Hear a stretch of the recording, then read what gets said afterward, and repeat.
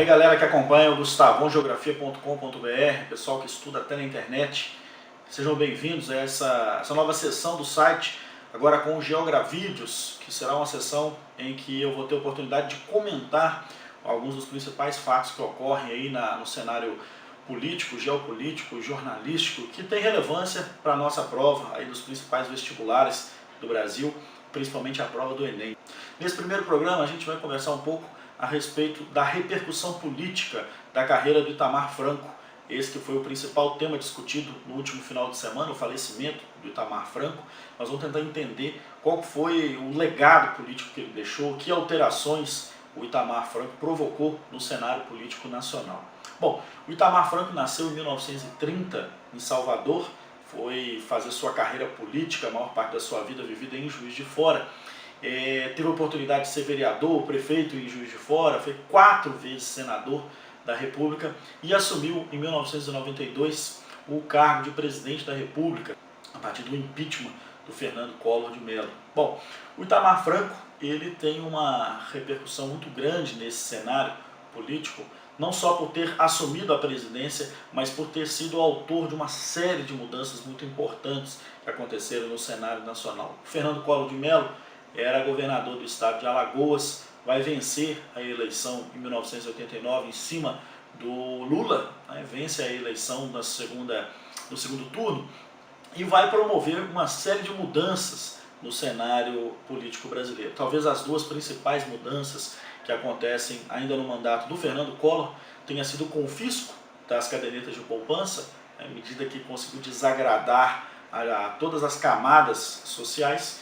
O programa de privatizações, né, é a partir do Fernando Collor que começam as privatizações no Brasil. Certamente essas privatizações elas vêm como reflexo, como pressão do consenso de Washington, né? Não foi simplesmente por ideia do Collor que essas privatizações começam a acontecer, não. Existe um contexto geopolítico internacional em que as grandes potências do mundo exigem, através do Fundo Monetário Internacional, que as menores economias do mundo implantem políticas neoliberais como exigência, como condição para a concessão de empréstimo. E o Brasil, nesse contexto, vai aderir a esse mecanismo do FMI e vai adotar essas medidas neoliberais com as privatizações, com a abertura da economia nacional para as importações, né? O Brasil se lança num movimento de eliminação das barreiras alfandegárias e da eliminação do que na economia é conhecido aí como reserva de mercado. O Brasil, ao longo dos anos 80 principalmente, praticava uma política econômica de reserva de mercado. Isso significa dizer que as indústrias elas tinham uma capacidade de produção que não era totalmente utilizada. Ao invés da indústria produzir ao máximo que ela podia para oferecer muitos produtos ao mercado, ela fazia algo diferente.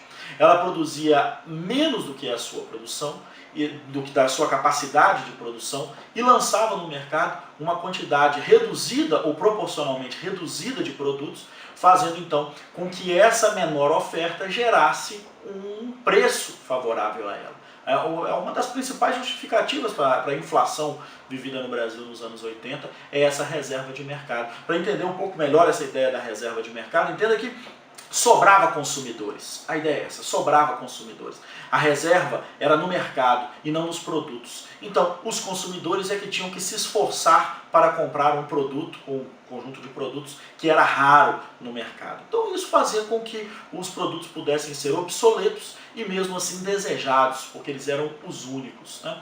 Com essa abertura à importação, o Brasil vai entrar num processo de concorrência, ou as empresas brasileiras vão entrar num processo de concorrência grande, coisa que não havia nos anos 80. Isso vai desagradar bastante os setores ligados à produção industrial, o que vai corroborar aí com o impeachment do Collor, certamente por questões ligadas às comprovações de corrupção, mas também por uma pressão política muito grande. O Itamar Franco, vice-presidente nesse contexto, assume interinamente a condição de presidente da República e no final do ano, no final de 92, assume definitivamente o comando da gestão nacional. Havia uma pressão muito forte em relação ao Itamar Franco de apresentar resultados, coisa que no governo Collor não aconteceu. O governo Collor, apesar dessas medidas aí até espalhafatosas, do confisco da poupança, de algumas poucas privatizações, o governo não apresentou o principal objetivo, que era a redução da inflação. Então o Itamar Franco assume o poder com esse principal objetivo, de acabar com a inflação, ou pelo menos fazer reduzir significativamente esses índices. O Itamar pega uma inflação, o Itamar assume a presidência com uma inflação aí estimada na casa de 1.140% ao ano. Hoje a gente fala em taxas de inflação aí, estimativas na casa de 4, 5, 6, 7%, e eu estou falando agora que nos anos 90, início dos anos 90, a inflação estava batendo em quase 1.200%. O PIB brasileiro apresentou de 91 para 92 um decréscimo de 1,5%, então a economia estava caindo, né? O salário mínimo, hoje o nosso salário mínimo é de R$545, e na época a gente tinha um salário mínimo de $35, equivalente a $35.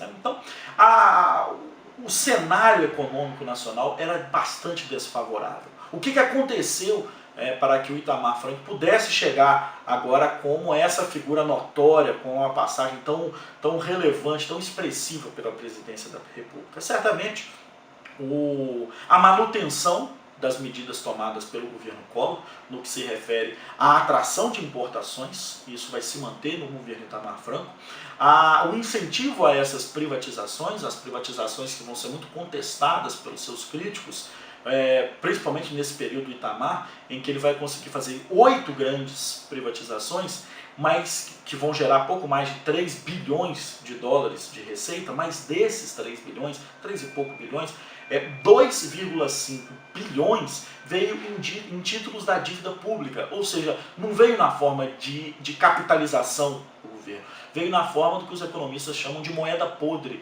veio na forma aí de pagamento de dívidas que o Estado tinha com essas instituições. Então, de fato, o que o governo vai se capitalizar vai ser aí alguma coisa na ordem de 150 milhões de dólares, o que, por uma economia do tamanho do Brasil, não vai fazer diferença absolutamente nenhuma. Então, muitos críticos vão dizer que as privatizações acontecem sem o benefício capitalista devido, né? Sem fazer a contraparte capital necessária.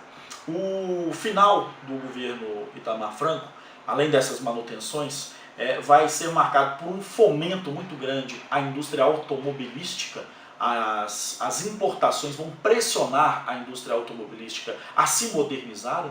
O Itamar fica famoso por ter sugerido a reindustrialização, a volta da fabricação do Fusca.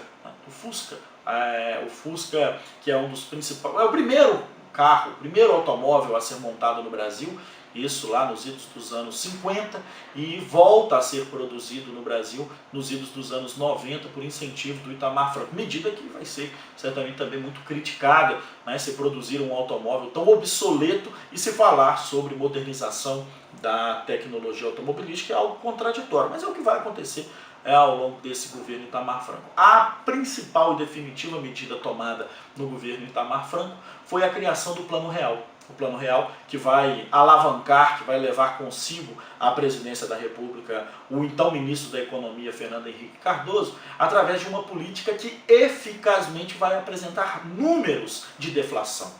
A criação da Unidade Real de Valor, a URV. Na semana em que a URV entrou em funcionamento, pela primeira vez na história recente do Brasil, da economia brasileira, foi registrado episódio de deflação, ou seja, de recuo no aumento dos preços. Isso vai encorajar a população ao consumo, mas a um consumo consciente. Isso vai levar, então, à estabilização da moeda. O seu sucessor, o ministro da Economia, o Fernando Henrique Cardoso, vai se embasar na tese da estabilidade para se lançar a uma candidatura vitoriosa, novamente aí em cima do Luiz Inácio Lula da Silva, que vai se tornar então o FHC, o presidente que vai realizar o maior número de privatizações e que vai corroborar ainda mais com a tese disso que nós conhecemos hoje como neoliberalismo. Legal? Nas eleições de 1999, o Itamar Franco vence as eleições para o governo do estado de Minas Gerais e vai se apresentar com uma postura que vai ficar conhecida aí como algo de bastante coragem, quando ele, um dos pais das privatizações do Brasil, vai se negar a privatizar a CEMIG. Ele vai justificar que ele não é contra a tese da privatização, mas que as condições de privatização da CEMIG não traria absolutamente nenhum benefício para o Estado. Então isso vai levar mesmo os críticos ao movimento de privatização que vai acontecer no Brasil no início dos anos 90, a exaltar a imagem do então governador Itamar Franco. Na última eleição, o Itamar Franco vence ao Senado Nacional pela 4ª vez, junto com o ex-governador Aécio Neves, assumem as 2 cadeiras do Senado. O Itamar Franco, que tem como suplente o agora senador Zezé Perrella, presidente do Cruzeiro Esporte Clube, e vai deixar então um legado aí para a política nacional de uma carreira vitoriosa, uma carreira controversa, uma carreira que vai apresentar muitas críticas, vai apresentar alguns elogios, e é o assunto que mais se comenta aí durante esses dias do seu falecimento. É fato que não o falecimento do Itamar Franco poderá aparecer na prova, mas o seu legado, essas principais medidas. Recapitulando, o governo Itamar Franco vai ficar famoso, vai ficar notório pela manutenção da abertura das importações, vai ficar famoso pelo fomento à industrialização indireta a partir dessa importação, e vai ficar muito famoso principalmente pelo Plano Real, que vai trazer aí a estabilização da moeda e o fim da inflação galopante que nós tivemos aí nos anos 80. Eu espero que esse seja um ponto de partida para uma compreensão muito mais ampla dessa história econômica recente do Brasil. Espero ter contribuído aí para que você possa fazer os seus aprofundamentos de uma maneira bastante consciente. Legal? É isso aí, pessoal. Um abraço. Parabéns aí por estudar, inclusive na internet, e a gente se encontra num próximo Geogravídeos. É isso aí, até lá!